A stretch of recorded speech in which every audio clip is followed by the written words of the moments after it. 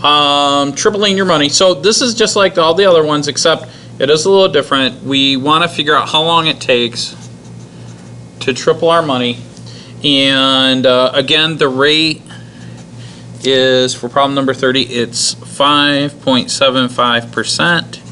So if we write that as a decimal, it's 0.0575, because we just move the decimal point 2 places to the left.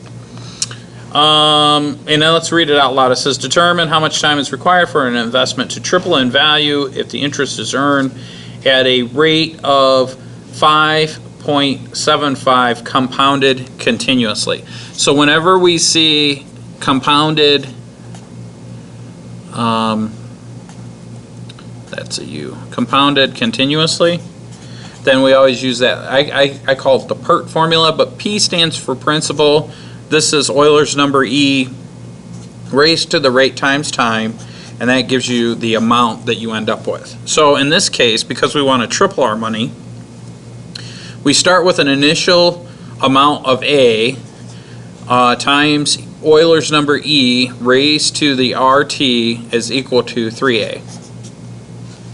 Okay, it doesn't matter what A is, whatever we start off with, we want to end up with 3 times that amount. So now algebraically, if I divide both sides by A, I get E to the RT is equal to 3.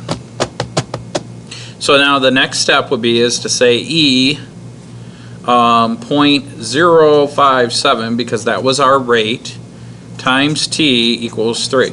Now we could solve that algebraically by using the natural log, but our textbook wants us just to solve it graphically. So if we were to solve it graphically, I'm just going to graph the left side of the equal sign as a function. So here I would say, I would clear this out, and the little e to the x is right there under or above the natural log, or ln. I don't know why they put ln. It's natural log, but a lot of the people that come up with this, they speak like foreign languages, and so the descriptors are in, like we'll say a blue hat, but they would say the hat blue. So ln actually means natural log, but it's not the natural log, it's second the natural log button. And so I got e raised to the thing, so I'm going to put 0.0575, and instead of t I'll just put x.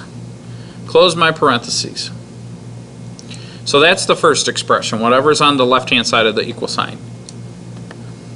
And then on the right hand side of the equal sign is the number 3, so I'll set that as a separate. And so this is kind of a nifty way to solve any equation, kind of. So now I'm going to graph this, and I hope that it fits in my window setting. If not, then I need to adjust my window settings. And it just barely fits. And so what I'm looking for is the intersection between these two lines. The perfect horizontal line is y equals 3. My curved line is the exponential function e raised to the 0.0575t, or x. So if I hit second calc, I'll get this little screen that says calculate. Do you have that on your screen? And you just go down to where it says intersect. Alright? And select that. And then you just move the cursor as close as you can to where the two lines look like they intersect.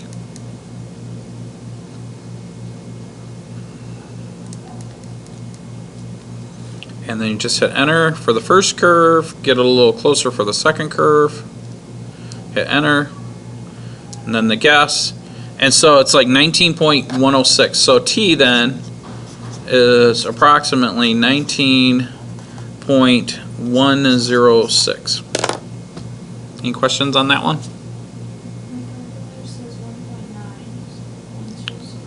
1.9, okay.